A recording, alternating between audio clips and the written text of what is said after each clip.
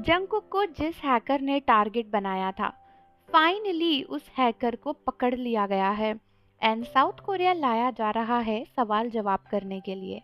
And पता चला है कि इस हैकर ने कई सारे करोड़ों का घपला किया है, जिसके बाद इसे फाइनली पकड़ लिया गया है। एंड अब इसे साउथ कोरिया लाया जा रहा है ताकि इससे सारी बातें उगलवाई जा सके।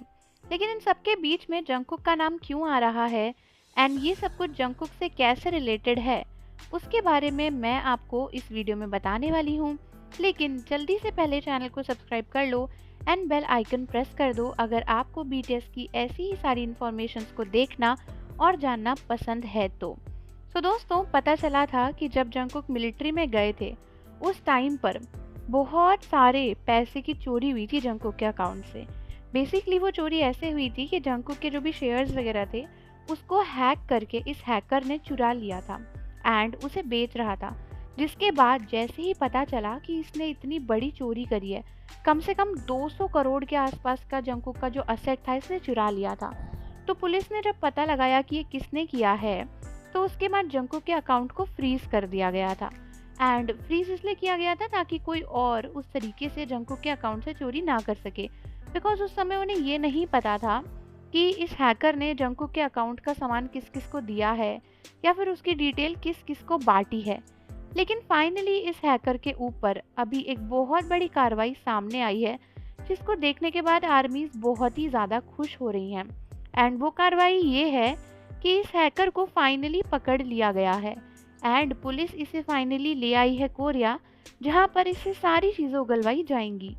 अभी तो हमारे जंगकुक वर्ल्ड टूर पर गए हुए हैं बीटीएस के सभी मेंबर्स के साथ में, तो ऑब्वियसली वो इस कार्रवाई का हिस्सा नहीं बन पा रहे हैं।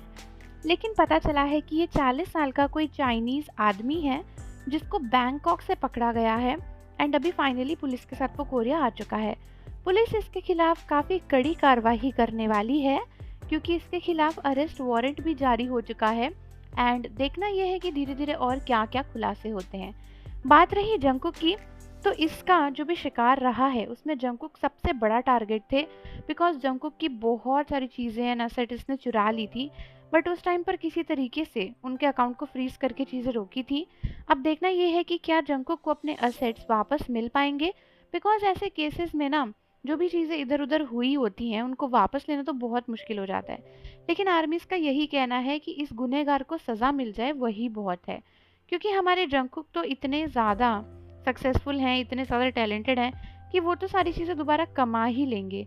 लेकिन जिन गरीब लोगों का या फिर जिन मासूम लोगों का इसने पैसा लूटा है, उन लोगों के खिलाफ इसे सज़ा तो मिलनी ही चाहिए।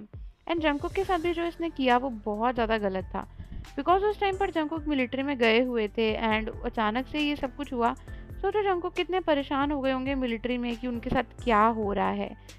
आर्मीज काफ़ी खुश हैं कि साउथ कोरियन पुलिस ने इतना अच्छा काम किया, फाइनली इस चोर को पकड़ लिया है। एंड अब देखना यह है कि इसको क्या सज़ा सुनाई जाएगी। वैसे तो इसको काफ़ी बड़ी सज़ा होनी चाहिए, बिकॉज लोगों का इतना सारा पैसा लूटा है इसने एंड हमारे जंगकुक को भी इतना परेशान किया है, बट खैर वो सब तो पुलिस के हाथ में है एंड कार्रवाई के ऊपर है।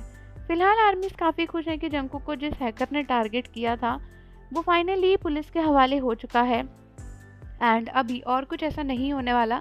जंगकुक के एसेट्स भी सेफ़ हैं एंड बाकी लोग भी सेफ़ हैं।